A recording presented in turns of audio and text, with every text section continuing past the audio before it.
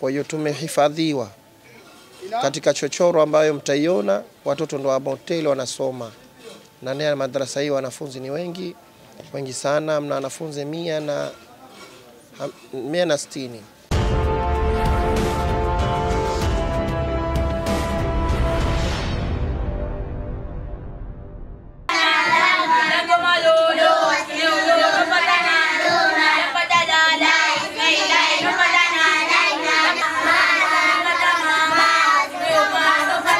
Ni dhahiri na wajibu wetu kama jamii kuhakikisha nuru ya elimu ya dini haizimwi. Ukosefu wa rasilimali na miundombinu duni, madrasa nyingi zinakabiliwa na uhaba wa vifaa vya kufundishia kama vile vitabu.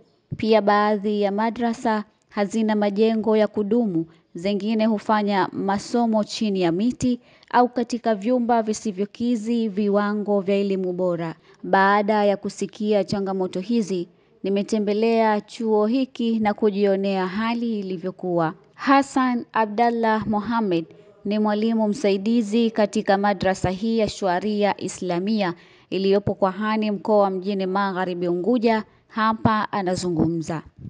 Sina budi kumshukuru Allah na kuzitakia ziada za kheri kwa Bwana Mtume Muhammad sallallahu alaihi wasallam.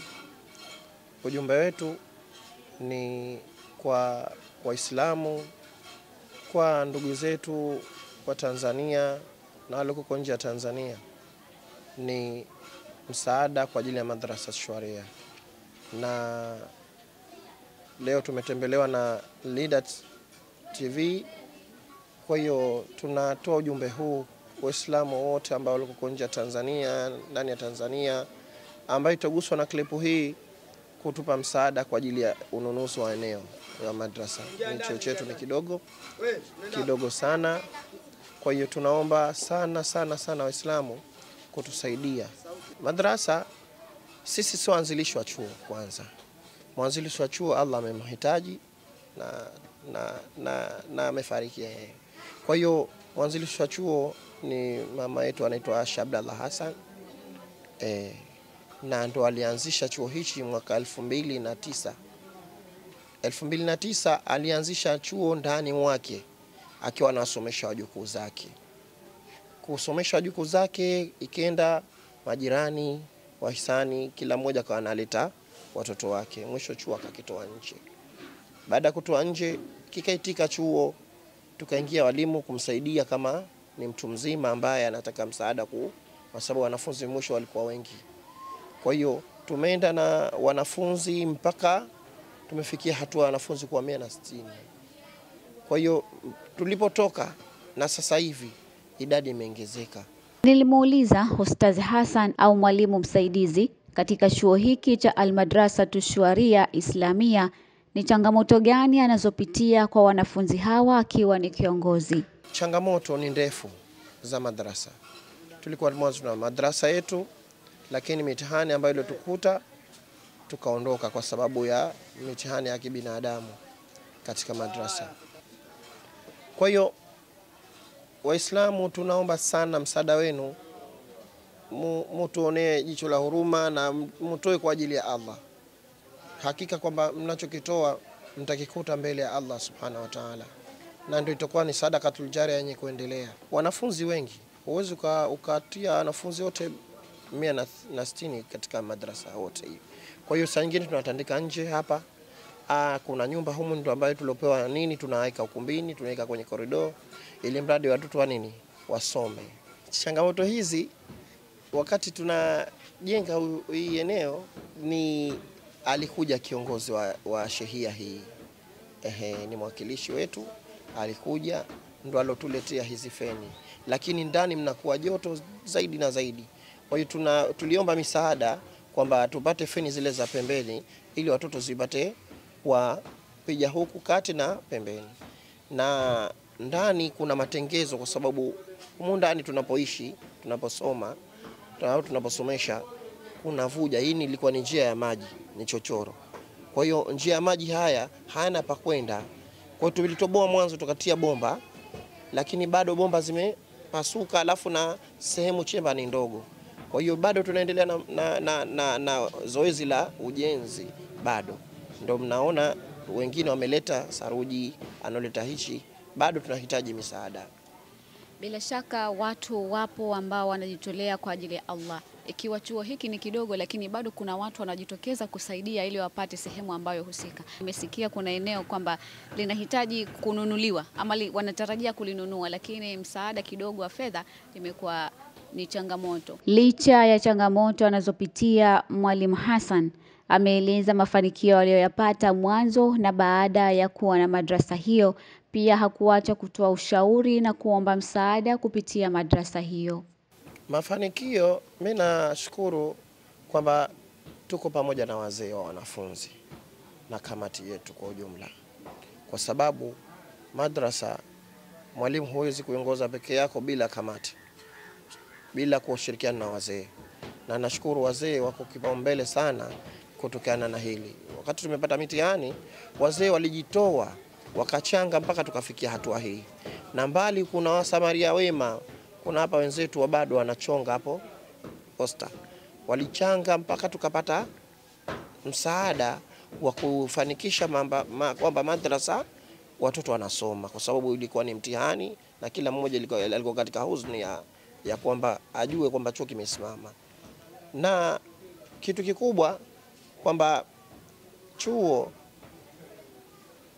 faida ya madrasa ni yangu mimi mwalimu nasomesha napata thawabu, na mzee alomleta mwanae anapata thawabu, na yule ambaye mtoto aloletwa anapata maadili ambayo alikuwa istahiki. Washirikiano wa wazee alhamdulillah, nashukuru wanakuja, lakini si wote ambao kwamba ndo watakuja lakini tukitoka na shida kama hizi kubwa za ujenzi nini, alhamdulillah.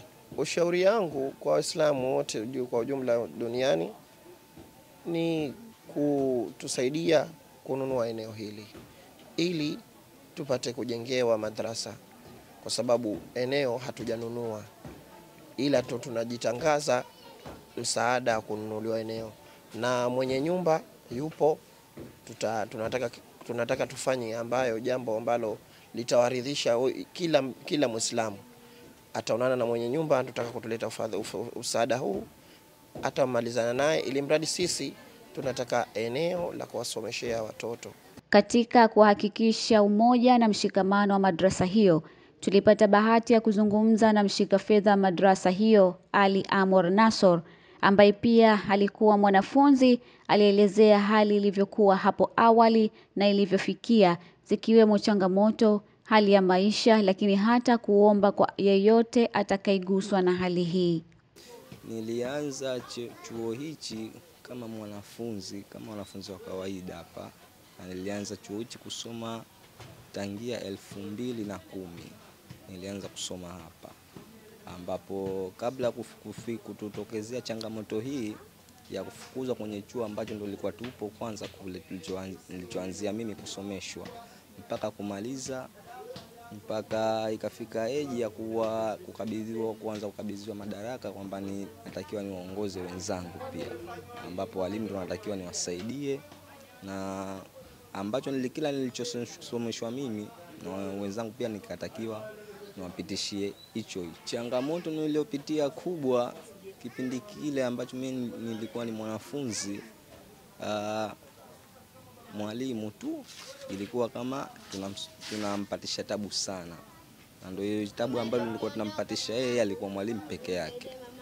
Kwa peke yake, na mimi nikajitahidi sana, ikabidi nichukue bidii ya kusoma kwa haraka, maana ule msahafu wote niumalize kwa haraka, na niumalize msahafu nisomee baadhi ya vitabu vingine, kwa sababu ndo kama kinachoendelea chuoni hapa. Akija mzee anataka kusomewa pengine kuhitimishiwa mambo yale, nikanasoma. Yani yote yale nikabidi mimi niyapitie. Mwalimu tena nikikosea pia, kama mwalimu hayupo, mimi akinamsubiri arudi na kuona namwambia tu nijaribu kunikosoa hapa, na nikosoa, nikaendelea hivyo hivyo. Hii mada imeenda mpaka mwalimu yule akaja akapata kama uhamisho fulani, sababu ikabidi akaondoka. Kuondoka hapa Zanzibar, mwalimu kama akahamia Dar es Salaam. Kwa Dar es Salaam chuoni paka hapana mtu. Kwa hiyo hawa walimu hawa waliokuwepo sasa hivi ambaye ni Sheikh Hassan na Sheikh Uthman, hawa kama walipita pale chuoni, ilikuwa nafikiri wanaenda maulidini. Nakumbuka si historia hiyo, kwenda maulidini. Mimi wakawa wananiona pale nakaa kwenye kiti cha ualimu, aliyakuwa bado sijapewa cheo madaraka kwa mwalimu. Nakaa kwenye kiti na mwalimu wangu mkuu alikuwa marehemu, Allah mrehemu, Asha Abdallah. Yeye ndo alikuwa anakaa nyumbani kwake pale nje, pia mimi nikaa namsaidia yeye kama ndo mwalimu mkuu tu pale. Kwa tunaendelea na mada hii. Bahati nzuri Sheikh Hassan yeye kumbe alikuwa anajuana nao wale yule mwalimu marehemu Biasha na mwanawe anaitwa Amina Hassan Abdallah. Kwa hiyo kuitwa Sheikh Hassan huyu, yeye ikabidi aambiwe kwamba anatakiwa aje chuoni, aje amsaidie mwalimu kwa sababu chuo hakina mwalimu. Na kweli alivyoambia mada hii hakuikataa, akaichukua moja kwa moja, akaja akaanza kutupa masomo yake yeye. Sasa changamoto hii ipo kwa muda mrefu, kwa sababu toka tupo kule chuo ilikuwa ndo bado hatujapata mtu yote wa kutusaidia. Toka marehemu alipopata ilipokuja kuchukuliwa roho yake, maana yake Allah ndo kampenda zaidi mwalimu wetu, mwalimu mkuu Asha Abdallah Hassan. Kwa hiyo pale tukaanza kupata changamoto kubwa sana, kwa sababu wanafunzi wakawa wana shida kwanza ya choo. Ilikuwa hamna choo, ilikuwa hamna kitu chochote.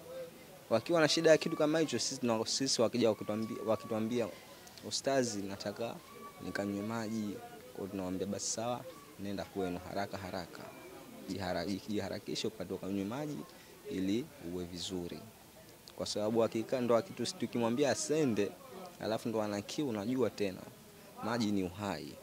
Kwa hiyo lazima tumruhusu, tumwambie nenda, na akiwa na shida kujisaidia kwenda kwenye haja yoyote kujisaidia, basi pia lazima hatuwezi kukataa. Mshika fedha ambaye mwanzo ulikuwa mwanafunzi katika madrasa hii, je, mafanikio gani ambayo umepata kupitia mwanzo unatoka mpaka sasa hivi? Ushikaji wa fedha, nashukuru Mungu, alhamdulillah, kwa sababu fedha ilikuwa zinaletwa tukawa bado ilikuwa hatujakaa tukafikiria kwamba tufanye kitu gani au tufungue akaunti ya kuweka zile fedha zenyewe. Ingawa ndo sisi wenyewe walimu hatutumii pesa hizo, kwa sababu tunajua tukisema tuzitumie sisi zile fedha, basi chuo hakiendi sehemu yoyote, kwa sababu hatuna msaidizi wa chuo wala hatuna mtu wa kutusaidia kitu chochote hapa chuoni. Kwa hiyo kama wanafunzi wanatoa basi lazima pesa tukishapewa, lazima nimwambie Sheikh Hassan, namwambia na Sheikh Usman, kwa sababu hawa ndio walimu wangu, nao ndio wamenipitisha kote huko, wamenitoa toka nilipokuwa mdogo mpaka ni hivi na nikapewa cheo hicho cha kushikaji wa fedha. Maana cheo si kidogo hichi, ikitokea hitilafu yoyote ama masuala ya fedha, basi nakamatwa mie tu. Kwa hiyo ikabidi tukae chini tushauriane sote, na kushauriana kwenyewe kote nikamwambia bora tufungue akaunti ya benki, na benki yenyewe ni PBZ, benki ya Kiislamu. Tukaenda tukafungua akaunti hiyo, bora hata tukipata 2000, 3000, 5000 bora tuzipeleke benki, sio kutumia, kwa sababu kwa mazito tunayopitia sasa hivi, kwa sababu ndo kama banda mnaliona ili banda, maana yake Allah mrehemu bibi yangu huko, yeye ndo tulikuja tukamwambia, akaambiwa tu kwamba tuazime hii sehemu hapa, angalau wanafunzi tuende nao vizuri, kwa sababu marehemu mwalimu wetu mkuu Asha Abdallah kule, yeye wakati hajafariki akatukabidhi chuo, akasema chukueni.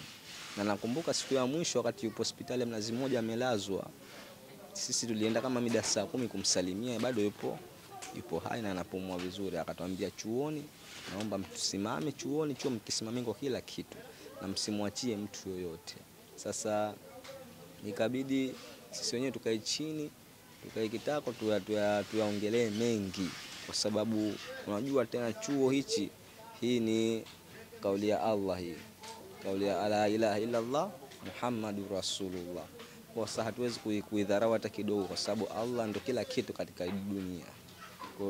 Kwa tukabidi ule wenyewe wakati mama yao kufariki, ambaye ni marehemu mwalimu wetu, wao wenyewe ndio wakatamani alisijui alitokea Mihindi kwamba akasema kwamba ile nyumba anaitaka, na hivyo pale mbele ilikuwa pana kama maduka fulani ambayo hayo maduka ndo yanaingiza chuoni.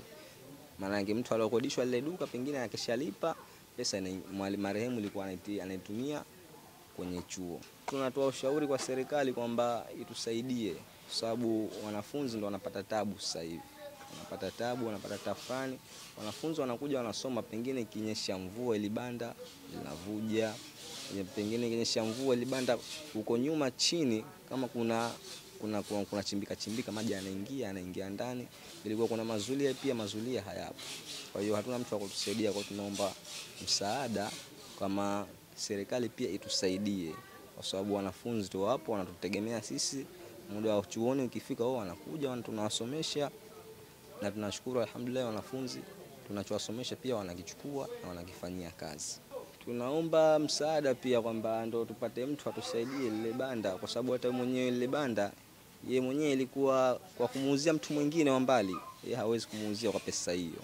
Sasa akasema kwa vile ni chuo, basi ndo akasema tumpe hiyo milioni 30. Tukamwambia sisi tutaomba msaada na tunajitahidi sana kwa mheshimiwa, sababu mheshimiwa Dr. Mwinyi pia naye kama anaipata hii salamu atusaidie sana, kwa sababu wanafunzi wapo wanapata tabu hapa, wanateseka, na ndio wanakuta wanafunzi wapo kwenye mbalimbali, masomo mbalimbali. Wao wapo wanaanza alifu, hawa washaingia alhamdu wanaelekea kwenye irabu kubwa, hawa washaingia kwenye msaafu, hawa sasa wanatakiwa kuhifadhi, hawa wanatakiwa kufanya nini. Kwa wanafunzi wote wanakaa pamoja, wanakuwa hawafahamiani. Muhimu wanafunzi ni kwamba tukipata lile banda, basi na tukimpata msaidizi yoyote au mtu yote wa kutusaidia likajengwa lile, wanafunzi tukiwagawanya kwamba nyie kaeni huku, nyie kaeni huku, nyie kaeni huku, nyie kaeni, sisi walimu pia tutachukua dhamana yote hiyo na wanafunzi kwamba kuwasimamia kwa kila kitu, na wataenda sawa na kila tunachowafahamisha watakifahamu kwa wakati. Kwa maendeleo ya kijamii na kiroho ya watoto madhubuti, kuhakikisha madrasa zinakuwa na mazingira bora ya kujifunzia na kufundishia. Ukhti wa Al-Madrasatu Shuaria Islamia Najma Suleiman Yusuf hakuacha kuelezea aliyopitia hadi ilipofikia na kutoa ushauri wake. Mimi ni miongoni mwa wanafunzi ambao walianzishwa mnamo mwaka 2007. Chuo chetu kilikuwepo kwa shehia kwa Linatu. Tulianzishwa na wanafunzi wenzangu tasnim 20 wanawake na wanaume, lakini kwa changamoto ambazo zilotukuta haikuwa na budi kuondoka katika shehia kwa Linatu, na tupo mpaka sasa ni shehia ya Kwahani. Tuna wanafunzi 150 wakiwemo wanafunzi wa kike 67 na wanafunzi wa kiume 43. Madrasa hii changamoto kubwa ni eneo, kwa sababu wanafunzi wamezidi kiwango. So kiwango cha kusoma na kiwango cha tunasema ni wingi wa wanafunzi. Na changamoto ya pili tunapata ilo eneo, tuna stage ambazo za wanafunzi za kusoma. Yani kwa vyuo vingine wanatumia banda kubwa na banda dogo. Banda kubwa ni lile ambalo walokuwepo kiwango cha msafuni na wanotumia vitabu mbalimbali vikiwemo sira, hadisi, Quran tafsiri, na banda dogo ni wale ambao wapo wanoanzishwa kuanzia tunasema sura za alifu zile na juzuuni, na ambao sasa hivi wanatumia irabu. Wakati wa kudurusu tunawaanzisha kwa wote kwa pamoja, japo kuwa wanalalamika joto, lakini hatuna budi kuwaweka kwa pamoja kwa ajili ya kudurusu, ili banda dogo na banda kubwa wapate wote kujisomea kwa pamoja. Atupomwona mwenzake banda dogo banda dogo atapomwona mwenzake banda kubwa, jinsi anavyosoma anapata ile focus na yeye ya kusoma ili kufikia kwa mwenzake. Kwa hiyo endapo anapoanza banda kubwa kusoma zile ninasema vitabu vyao, tunawatoa nje banda dogo, banda kubwa tunawabakisha ndani kwa ajili ya kusoma ili kutumia ubao, kwa sababu kuna ubao mmoja tu katika eneo letu la Al-Madrasatu Shariatul Islamia. Hayo ni majina ambayo tumewapa wanafunzi. Yaani banda kubwa ni wale walofika msafuni na wanotumia vitabu mbalimbali, na banda dogo ni wale ambao walioanzishwa ni wadogo na wanosoma juzuni. Na ukhti, na naweza nikasema pia mwalimu, ni mafanikio gani umepata kutoka tangia unaanza mpaka sasa hivi mlipohamia katika shehia hii? Nimepata mingi kwa sababu kwa sasa hivi tunasema teknolojia ya sasa hivi ni ukienda vyuo vingi asilimia nyingi kuwakuta age yangu mpaka leo tunasoma. Kwa hiyo kila wakati ninaposoma mimi nahisi mambo yangu mengine ninayoyafanya yanasababishwa na kusoma Qur'ani kama hivi. Ndio maana mpaka leo nipo. Watu mbalimbali tunasema age zetu sisi wanakuwa hawajui vitabu kuhitimisha, lakini sisi chuo cha Al-Madrasatu Shariatul Islamia tunatoa wanafunzi hao wa kuhitimisha ambao marehemu waliotangulia mbele za haki. Maoni yangu kwa wanajamii ambao walikuwepo umri kama wangu, warudi tena madrasa kwa ajili ya kuendeleza viwango vyao, elimu zao za dunia na akhira. Na maoni yangu kwa serikali, watusaidie eneo ili kupata mazingira mazuri ya kutusomeshea. Hili ni eneo ambalo wamiliki wapo tayari kulitoa kwa shilingi milioni 30 kupisha ujenzi wa madrasa hiyo. Hakika miongoni mwa amali njema ni sadakatul jaria, sadaka yenye kuendelea. Madrasa ina uhitaji wa eneo ambalo litakaloweza kuwasaidia wanafunzi hao kupata elimu ya dini.